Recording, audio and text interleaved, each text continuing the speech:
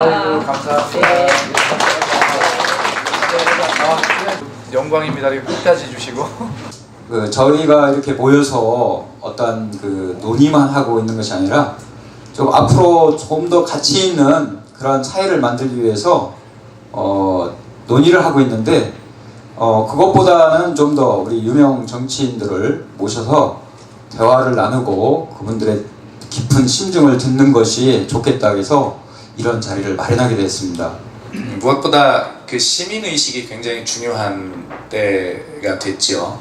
지금 대한민국의 현재를 보면 이 최순실 국정농단 사태, 우리는 그것을 게이트라고 이렇게 이름도 붙입니다만, 이 사태를 바라보면서 정말 그동안에 우리가 열심히 땀 흘려서 쌓아온 민주주의가 이렇게 무너질 수 있는가라고 하는 그야말로 자괴감을 갖는 것은 국민들인 그런 시대에 살고 있는 것 같습니다. 그래서 민주주의라고 하는 이 네 글자가 얼마나 우리에게 소중한 것인지를 정말 깨우쳐주고 있는 그런 역사의 한 장면에 우리가 서 있다, 저는 이렇게 생각을 하고, 대신에 우리 너무 실망하지 말고 이런 사태를 통해서 우리 대한민국을 어떻게 더 잘 만들어갈 것인가라고 하는 그러한 기회로 그렇게 잘 삼으면 우리가 속상하고 슬프고 억울하고 화가 나고 하는 이 시대에 우리가 그렇게 살고 있는 슬픔을 우리가 그렇게 보상받고 또 발전시켜 나가야 된다, 이렇게 생각을 좀 거꾸로 해보고 있습니다. 이거 다 해주세요 라고 이렇게 그런 시민이 아니라, 또 어떤 출마한 사람들 보면 내가 다 해줄게요 라고 이렇게 큰소리 치는 사람들 절대 뽑지 않고, 여러분 우리 함께 합시다 라고 요청하고 제안하는 그런 좋은 지도자들을 여러분들이 뽑아낼 수 있는 그러한 시민들이 됐으면 좋겠다, 이런 생각을 갖게 됩니다. 우리는 어떻습니까? 퇴임할 때 되면 어디에 뭐 사절을 만들고 그러잖아요. 이명박 대통령 사절을 그런 대통령. 우리는 어때요? 우리 대한민국은 퇴임할 때쯤 되면, 지난번에 박근혜 대통령을 우리가 뽑을 때 사실은 굉장히 큰 신뢰와 원칙의 정치 지도자, 그리고 대한민국과 결혼했다고 할 정도로 그렇게 애국심이 뚜렷한 그런 정치인으로 알고 박근혜 대통령을 사실은 뽑았죠. 그런데 어쨌든 알고 보니까 꼭 그런 것만 아니었다는 것이 이제 증명이 되고 있는 것인데, 뭐 탄핵이 인용될지 기각될지 모르겠습니다만 현재로 봐서는 탄핵이 인용될 것으로 이렇게 보이지 않습니까? 그러면 우리 국민 의식은 어땠는가 라고 하는 것에 대해서 우리도 한번 돌아볼 필요가 있겠다, 이런 생각을 하게 되죠. 정치인은 국민을 속이는 기술자들입니다. 저도 정치라고 여러분 앞에 이런 말씀을 드리지만 어떤 때 늘 그런 부끄러움이 드는, 그런 닉네임을 언론에서 얻어가지고 서민의 대변자라고 하는데, 내가 과연 서민을 진심으로 사랑하고 진심으로 일을 하고 있는가?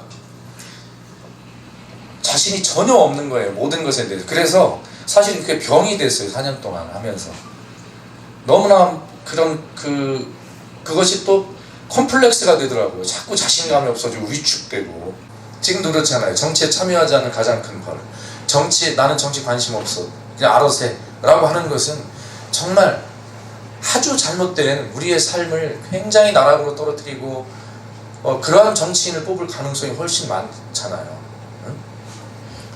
근데 정치 속성이라는 게 그런 것 같아요. 기원전 한 2000년 전에, 2000년도 넘는 그 전에도 정치가 너무 싫었던가 봐요, 그때 사람들도. 그러니까 정치하는 놈들 지긋지긋해 하고서 이제 정치 싫어하고 정치에 참여를 안 한 거죠. 그러니까 그런 정치 불신이 생기고 정치 불참이 생기니까 플라톤이라고 하는 철학자가 바로 주권자의 의식, 의무, 이런 것들을 강조하면서 정치에 참여하지 않는 가장 큰 벌은 가장 저열한 인간에게 지배받는 것이다, 막 이런 말을 남긴 것이 아닐까. 그러므로 지금의 정치 속성이라는 것, 이것이 어떻게 더 변하리라는 또 뭐 기대, 그렇게 생각하면 이 본질은 안 변할 것이다 라는 생각도 하게 되는데, 어쨌든 결과적으로 여러분 주권자로서, 민주 시민으로서 그렇게 정치는 정치인이 하는 것이 아니라 바로 여러분들이 하는 것이다 라는 생각을 꼭 가져주셨으면 좋겠습니다. 정치인들이 내 삶을 다 바꿔줄 수 없습니다. 저는 정치를 잘 살기 운동이라고 생각합니다, 이렇게 답변했어요.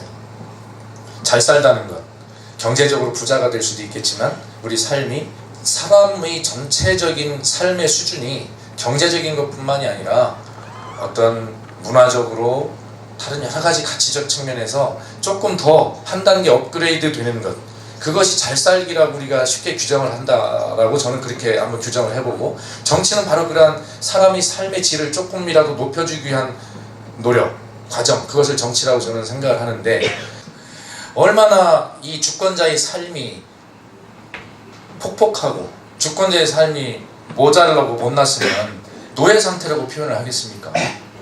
우리 서천 군민 여러분은 어떻습니까? 자부심이 느껴지십니까? 우리 주권자로서 그렇게 하셔야 된다고 생각합니다. 그런 자부심을 가지고 내가 주인이다. 여러분 선거 때는 막 정치인들한테 큰 소리치고 삿대질도 하고 막 하시면서요, 선거가 끝나서 당선된 사람만 왜 거기 가서 조아립니까? 그 사람들이 뭐가 무섭다고? 응? 선거 때뿐만 아니라 선거 이후에 당선된 사람한테 그 큰 소리 치셔야 돼요. 응? 여러분들이 주인이십니다. 정말 국민이 주인인 나라, 주권자가 정말 주인답게 사는 나라, 그런 나라를 우리는 이번 최순실 국정농단 사태를 보면서 만들어야 되겠다는 결심들을 하시지 않습니까? 이 앞에 우리 애기들이 있는데, 이 아이들이 살아갈 서천군 대한민국을 한번 상상해 보십시오.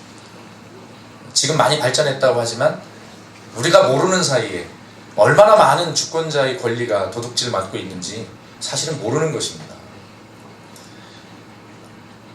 그래서 여러분께 부탁이 있습니다. 정말 이런 시민학교 같은 이런 거 많이 만들고 열심히 활동해서 우리 좀 똑똑해지자고요. 주권자가 주인이 똑똑하지 않으면 종한테 거꾸로 불임을 받는 거잖아요. 우리는 똑똑해져야 합니다. 똑똑해지기 위해서는 스스로 공부해야 되는데, 공부라고 하는 게 이제 연세도 힘드시잖아요. 그러니까 같은 생각을 가진 사람들끼리 이렇게 연대하고 모이면서, 여기 대학 교수님도 계시고 젊은 아빠 엄마도 계시고 우리 전문가 선생님도 계시고, 그러니 그런 이야기들을 재밌게 나누시면서 좀 깨어나야 합니다.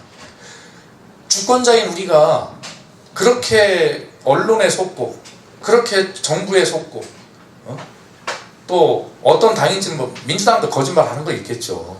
그렇게 정치에 속고 억울하지 않으십니까? 저는 억울할 것 같아요. 저놈한 인간으로 태어나서 왜 사람에게 속고 바보짓을 하고 사는지, 그건 정말 심각한 문제라고 생각합니다. 그런 측면에서 보면 우리 서천 생선 가게 협동조합입니까? 생선 구이 가게 협동조합 같은 거, 서로 연대를 통해서 힘을 모아서 어떤 일을 같이 하는 것 굉장히 중요한 일이고, 그래서 제가 정치를 운동이라고 말씀드리는 이유도 거기에 있는 것입니다. 힘든 곳에서 힘든 정치를 하고 있는 정치인들이 다리에 힘주고 열심히 뛰어서 여러분들 곁에 더 한 번이나 달려가는 그런 좋은 정치, 그런 정치를 할 수 있다. 정치인들 나쁘다고 욕만 하지 마시고 먼저 좋은 주권자 되어주시기를 부탁을 드립니다. 오늘 들어주셔서 고맙습니다. 감사합니다.